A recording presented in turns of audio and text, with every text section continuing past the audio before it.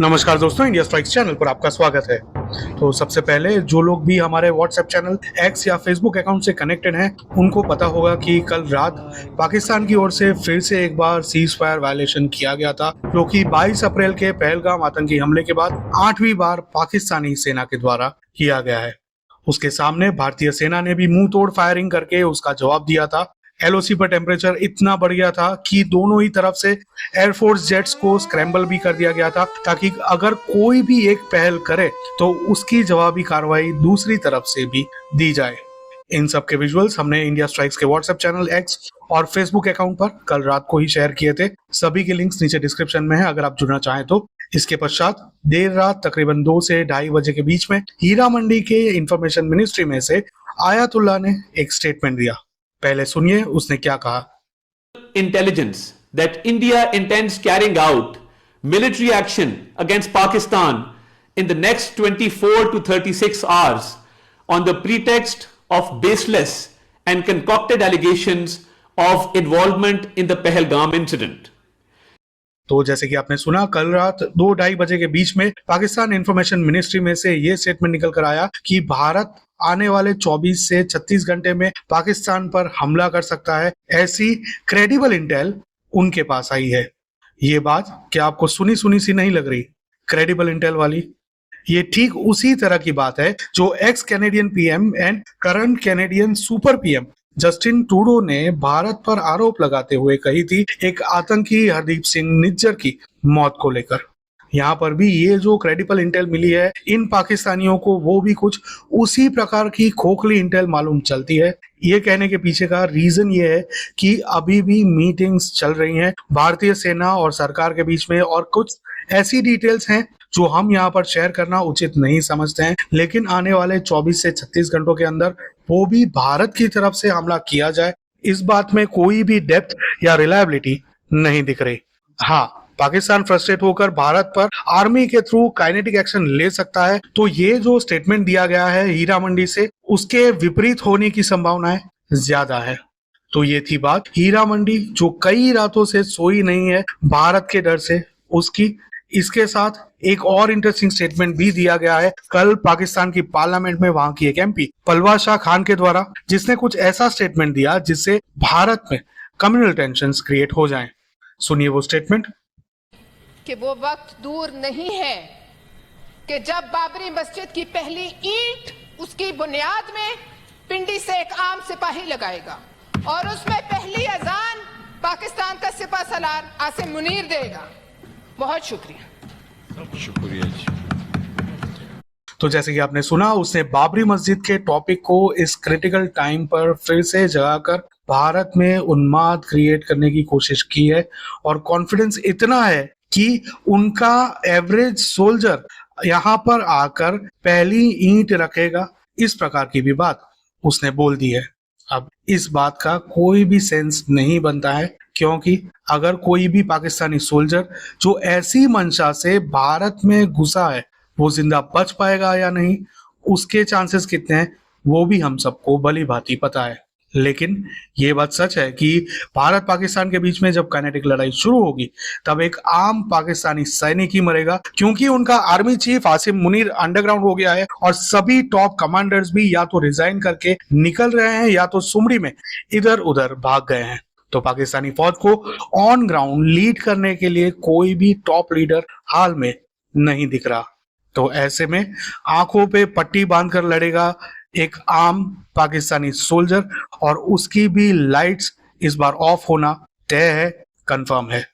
इसी डर के चलते अभी अभी ये खबर आई है कि कल रात जहां से फायरिंग की जा रही थी सियालकोट से पाकिस्तानी पोस्ट पर से, वो लोग वो पोस्ट को खाली करके भाग गए हैं। वो पाकिस्तानी सोल्जर्स, आम पाकिस्तानी सोल्जर्स वहां से पोस्ट खाली करके भाग चुके हैं, और यहां तक कि वो अपने साथ अपना नापाक झंडा भी उतार कर ले गए हैं। जी हाँ, सियालकोट वाली पाकिस्तानी पोस्ट जहां से कल रात को फायरिंग हो रही थी, उसके सामने जब भारत ने प्रतिक्रिया दी, उसके बाद पाकिस्तानी रेंजर्स वहां से भाग निकले हैं, और यहां तक कि वो लोग अपना झंडा भी निकाल कर ले गए हैं। तो इसी प्रकार से पाकिस्तानियों की हाल में पूरी तरह से फटी पड़ी है। अब इसी में अगर बात करें आतंकियों के बारे में और उनके समर्थकों की, या फिर उनको प्रोटेक्ट करने वाले लोगों की, तो कई आवाजें ऐसी उठना शुरू हो गई हैं भारत में से कि आतंक का कोई धर्म नहीं होता, जिसमें से एक है ससुराल सिमर का की एक्ट्रेस दीपिका कक्कर। उसने पहलगाम आतंकी हमले के बाद क्या कहा वो सुनिए। तो जितना मैं इस्लाम को समझी हूँ, मैं ये चीज पूरे यकीन के साथ कह सकती हूँ कि ये कोई ईमान वाला मुसलमान ये काम कर ही नहीं सकता। किसी बेगुनाह को इस तरीके से बेवजह मार देना मजहब के नाम पे या किसी भी नाम पे, ये इस्लाम नहीं सिखाता। और इस्लामी क्यों, आप कोई भी रिलीजन देखो, जानो, समझो, आप कोई भी होली बुक उठा लो, चाहे वो बाइबल हो, चाहे वो कुरान हो, चाहे वो गीता हो, चाहे वो गुरु ग्रंथ साहब हो, किसी में भी ये नहीं लिखा है कि दूसरे रिलीजन को मारो, उसकी इंसल्ट नहीं। हर रिलीजन यही सिखाता है कि प्यार से एक साथ रहो, दूसरों की इज्जत करो, रिस्पेक्ट करो। इस तरीके से किसी को मारना, जुल्म करना, मासूम लोगों की जान लेना, ये सब करता है ना, वो किसी रिलीजन को बिलोंग नहीं करता, क्योंकि वो इंसान गलत है, वो सिर्फ एक टेररिस्ट है। और टेररिस्ट का कोई ईमान नहीं होता, कोई रिलीजन नहीं होता। तो जैसे कि आपने सुना, इसने भी टिपिकल बॉलीवुडिया की तरह ही वही कव्वाली करना शुरू कर दिया कि आतंकवादी का कोई धर्म नहीं होता, कोई मजहब नहीं होता। अब दीपिका कक्कर का थोड़ा बहुत बैकग्राउंड है। तो पहले उसने एक हिंदू से शादी की थी, बाद में उससे डिवोर्स लेकर उसके पश्चात एक मुस्लिम से शादी करके हाल में इस्लाम को वो फॉलो कर रही है। तो उसके पास से ये बात आना या फिर उसके पास से कहलवाया जाना ये काफी ही नॉर्मल है। इसके प्रत्युत्तर में हम कुछ कहें उससे बेहतर है कि आरएसएस के जो नेशनल लीडर हैं उनका एक स्टेटमेंट आया है जो परफेक्टली इसके रिस्पॉन्स में सही बैठता है और हम काफी हद तक उससे सहमत भी हैं। सुनिए क्या था वो स्टेटमेंट। सब लोग बोलते हैं, आप बोली हुई लिखी हुई बात को बताते हैं कि आतंकवादी का कोई मजहब और दीन नहीं होता, धर्म नहीं होता, वो तो शैतान की शक्ल होता है। फिर प्रश्न 35-40 साल से चला आ रहा है, तो उसके लिए नमाज अदा क्यों होती है? जैसे ही नमाज अदा होती है तो इस डिक्लेरेशन की धज्जियाँ उड़ जाती हैं, क्योंकि नमाज अदा होते ही तय हो जाता है कि इसका मजहब है, मजहब लेस नहीं है। तो मजहब नमाज नहीं होनी चाहिए।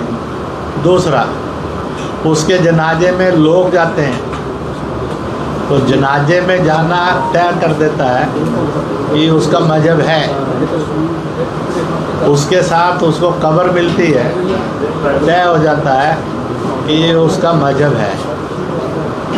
इसलिए आज अगर इस बात को लागू होना है तो जम्मू कश्मीर के और हिंदुस्तान के मुसलमानों ने पक्का तय कर लेना चाहिए, जब भी कोई आतंकवादी मरेगा, आतंकी घटना होगी, तो उसके लिए नमाज अदा नहीं होगी, क्योंकि उसका मजहब कोई नहीं है। उसके जनाजे में नहीं जाएंगे, क्योंकि उसका मजहब नहीं है। उसको जगह नहीं मिलेगी, क्योंकि उसका मजहब नहीं है।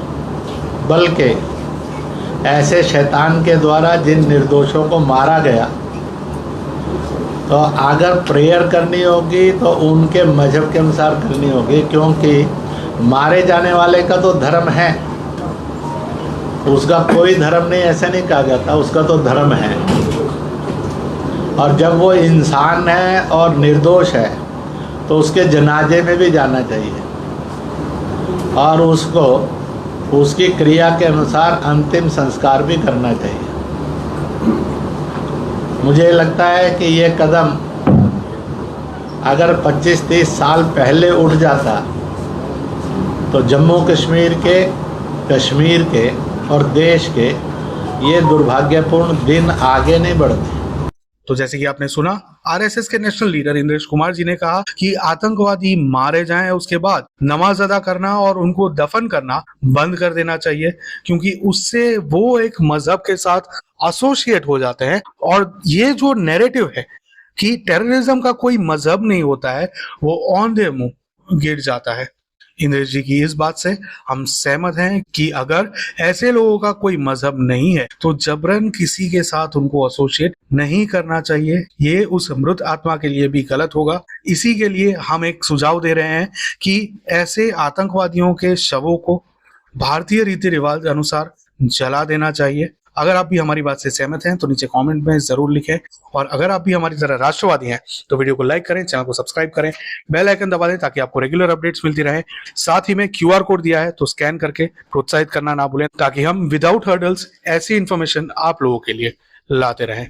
और हाँ, इस प्रकार के नैरेटिव्स कॉन्स्टेंटली बढ़ते जाएंगे। ये जो परिस्थिति हाल में क्रिएट हो रही है भारत और पाकिस्तान के बीच में, उसके चलते तो हम लोगों के साथ व्हाट्सएप, एक्स और फेसबुक के माध्यम से जुड़े ताकि आप लोगों को पता चले कि ये जो नैरेटिव का पूरा वॉर चल रहा है उसमें हकीकत क्या है और झूठ क्या है।